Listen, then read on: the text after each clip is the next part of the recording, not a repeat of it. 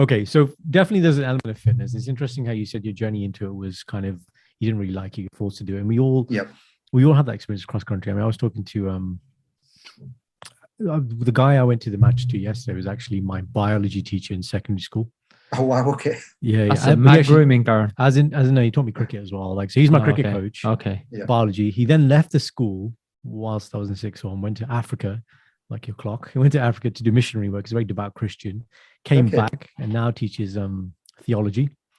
And so Wow. now actually we meet over Zoom once a month and we're going through the Bible. He's teaching me about the Bible actually.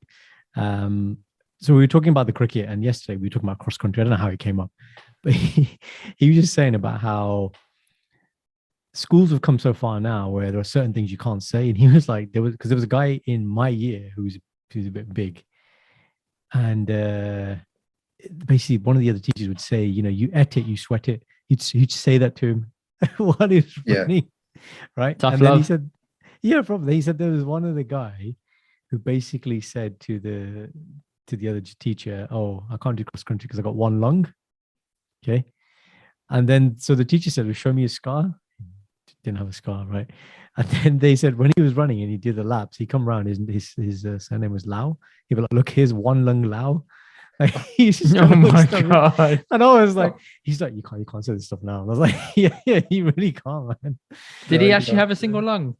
Well, I don't know. Maybe it's just more of a mystery thing, but they come up with that. It's pretty specialist, man, when you're that young, you know. But yeah, we all have that kind of. I don't know what you guys were in school, but you know, it's cold, right? And you're wearing like I used to wear it with a white top t-shirt and white little shorts, and you're running around. Now, I mean, the running actually makes you warm, It's and you're straight doing mud. these laps. That's And it's it. just It's yeah, just yeah, mud. yeah. You're just dirty. And at the end, like it burns to breathe. You're not feeling it Yeah. yet. And then you have Barney. Sometimes it's cold or Guttum, and then that goes It down the just wrong feels like way. a really British sport. That's Yeah. it. I don't know if It's they like do this it's not a anywhere sport, else. is it? Like it's just a. It's, I don't know what it is. It's just as torture. it isn't is big actually. The what got into running, cross country running in this country is very, very big. So I joined a running Right. club. They had a Okay. cross country season. Right. Season. I initially refused to start it. you had PTSD. You're like, man, I was no. still traumatic, and then I thought, okay, I'll give cross country a go. And I turned up at this cross country. I finished last because I just did not like the thought of running on grass and mud. It was just like I did not enjoy it at all. So It's the terrain, isn't it? it's the train. Then so I didn't do it for another 4 years, and I think that 4 years I got better as a runner.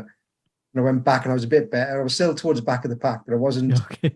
I didn't embarrass myself too much. But I think it's a very British thing about running cross country. There is, yeah. Worst conditions ever. Like it's like army, isn't it? Like you watch these shows about the Yeah. Green Beret Commandos, and they do this thing called the Yomp where they do like Dartmoor 60 miles Or with a just kit even on and stuff. SAS who dares to win. That's Like I've got that. to give. There's some of the races I've seen here. I mean, they're just Yeah. they're torturous, but credit Yeah. it's just like it really toughens them up. No, like you said, it sounds like what you're saying is, well, you got to have a lot of resilience. It's a Yeah. singular thing. It's not a team-based sport. It's you against your body and your mind. And do you ever find, I mean, do you listen to stuff like, or is it just, Yeah, I mean, I mix up some. So when I first got into running, I didn't listen to anything because I was quite new to running. I wanted to be aware of traffic noises and generally. And then the more comfortable I got, the more I did start listening to music. okay. But then if I was going out very early, I might listen to Bart, might put Barney on, live Keaton. As you get more and more apps, you listen to live Keaton. Sometimes I'll listen to nothing. I'll just want to listen to my body. I just want to assess my body and see where my fitness is at. And sometimes I just need that silence of not listening to music, not listening to anything. Assess your thoughts. So it depends on what sort of mood I'm in. Sometimes I want to listen to music. I need to listen to music. Sometimes it might be just I want to listen to a podcast. I want to listen to talking. Okay. You want to listen to the Indian Doctor podcast? When you listen to a podcast and running, right? I'm like, what if it's a comedy podcast? Do you stop and laugh? This is the thing. When I'm running, when I'm running, I can't listen to a running podcast. Yeah. So if I'm listening to a podcast, I'm listening to like sort of fun podcasts, nothing too serious. Yeah. It's easy to follow. And if I miss a bit, and I'm not thinking, oh, I wonder what they just said. So I listen to a lot of podcasts where they reminisce about the 70s and the 80s and the 90s and think, oh, do you remember this? Do you remember that? Yeah. But if I want to listen to a running podcast, it has to be while I'm sat down because I need to concentrate on you got to listen and be attentive to what they're saying.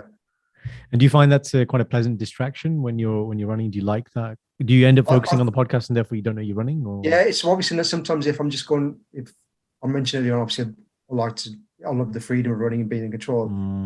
Just go out because I want to do the miles. I'm feeling in a good mood. So in those probably more like I've got podcasts on because I'm thinking so I just want to have a bit of something amusing to listen to. I mean, I'm just going out to get some miles in. Okay. And I'll listen to something that's going to make me laugh.